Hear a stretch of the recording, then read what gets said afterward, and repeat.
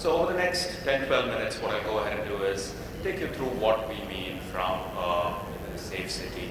What is it that constitutes a safe city, a secure city, a resilient city? And then that's pretty much what I'll be covering over the next 10-12 minutes. Now, when we're looking at safe city, a lot of our cities, when you look at it, are looking at installing cameras, bringing in the feed from a camera perspective. We're more focused from a perspective of theft, traffic violation, and the likes. But if you actually step back and look at what exactly constitutes today, there are many challenges that a city faces. And as an individual in a city, what do I look for? I'm looking for a city wherein there are no issues and challenges. Obviously, that's not going to be the case. In case there is any untoward incident, God forbid, the city is able to bounce back quickly. And if I need help, I am able to get the required help in a flash, right? As fast as possible.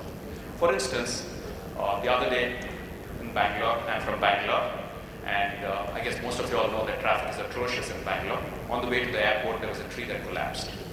6 hours, they could not get the tree off the road.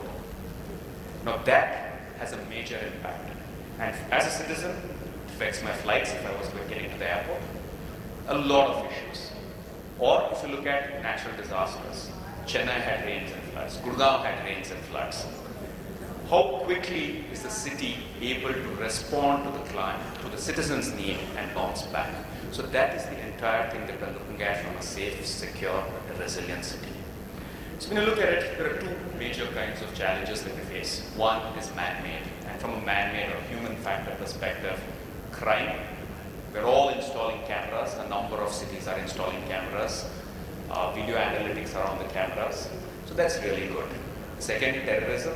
All of us are heightened, in our country at least, we are heightened security, given the challenges that we're facing from a country perspective.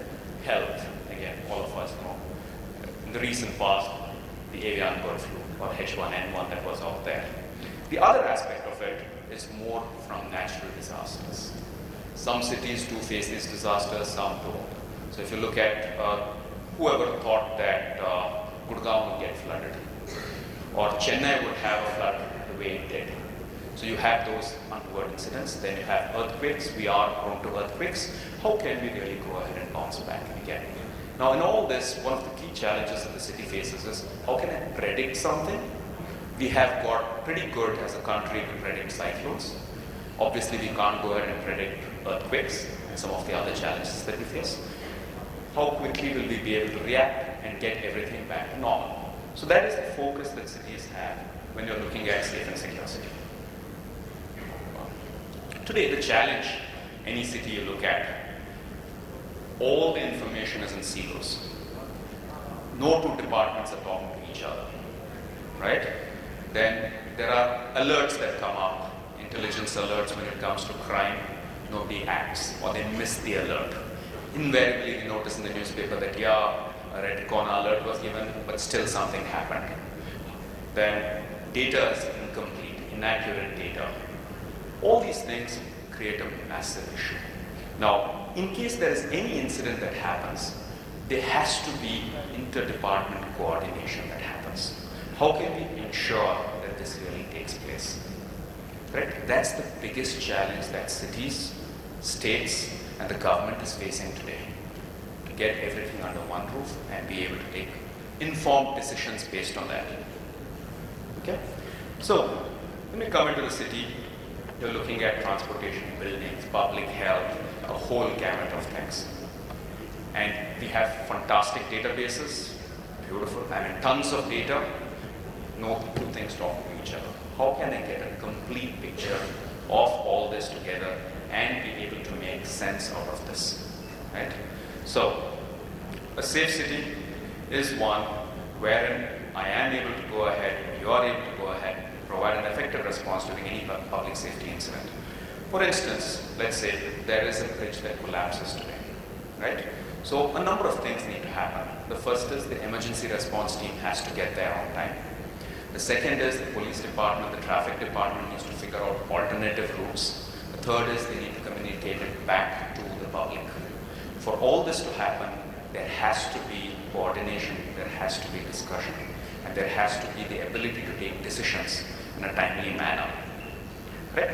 Having said all this, another key challenge that we face is resilience of our infrastructure. So there are three main areas when we're looking at resilience of our infrastructure. The first is the communication system. Uttarakhand floods, you did not have mobile, when that happened, there was no way you could get to the residents. Chennai, when the floods happened, there was no power. What is it that we need to go ahead and plan for in order to ensure that I have a fallback? Today, as cities, we're really not planning at that level. That is absolutely essential for us to go ahead and plan, have a plan A and a plan B, just in case there is something that untoward happens, and how can I go ahead and come back from it? I keep repeating, how can I come back and bounce back as soon as possible from this? When we go ahead and do this, you are going to have a lot of coordination across, and you would know what to react. And you would also going to start looking at planning for an untoward incident. What can I do? What should I do? You will be aware of what to do when something like this happens. The next, when you're looking at it, is transportation. Today, we really are not sure about how many vehicles do we have in here, where the vehicles are, how soon can a vehicle get in, be it an ambulance, be it a police, be it fire. There is nothing that is out there. How can I track these vehicles? How can I get them to the spot when required? And also, just not transportation, we're also looking at if there is an incident, where can I actually move the citizens to hospitals, how many beds are available. Really need to look at the entire piece of things, right? Where is the food available? How quickly can I move people, the ICUs, that entire piece of it. Again, GIS mapping, you're looking at asset mapping that you need to go about doing. Roads, again, for transportation, we're looking at roads. And lastly, you're looking at is the resilient utilities. Time and again, we've faced challenges with power outages for extended period of time due to flooding, due to rain, due to various other reasons. If there's a trippage of power, water quality, water scarcity, how can we go ahead and manage these? These three things are very important from a city perspective in order to maintain resilience. And obviously, the basics taken care of, we also need to take care of the IT infrastructure, what the overall infrastructure from an IT perspective. But first and foremost, we need to get the brick and mortar piece of it ready, up and running. So, from an IBM perspective, what we look at is a city needs to be instrumented, interconnected, and intelligent. All of us are working on solutions to go ahead and get the city instrumented, interconnected, fiber optic, get things going along. Intelligent is the analytics piece of it, where I can go ahead and predict things and provide necessary heads up or required heads up and plan and do a what if analysis. What is going to happen if something like this happens? What is going to happen if something like that happens? What is my fallback area? So that entire piece, if we are able to go ahead and do it, we will be having a safe, secure city that we'll be living in. Right? Now, in Surat, what we have is, in order for us to go ahead and integrate all these services, from an IBM perspective, we have a solution. We have gone ahead and implemented this solution in Surat. Currently, it's across 5 domains. The plan is to go ahead and implement it across 32 domains in the city. So it's the IBM Intelligent Operations Center. It's a smart platform in order to bring all the utilities from the city together, as well as plan for any eventualities. So I will end with that, and if you have any questions, you can reach out to me. This is my email address. Happy to connect up with you all after the session. Thank you.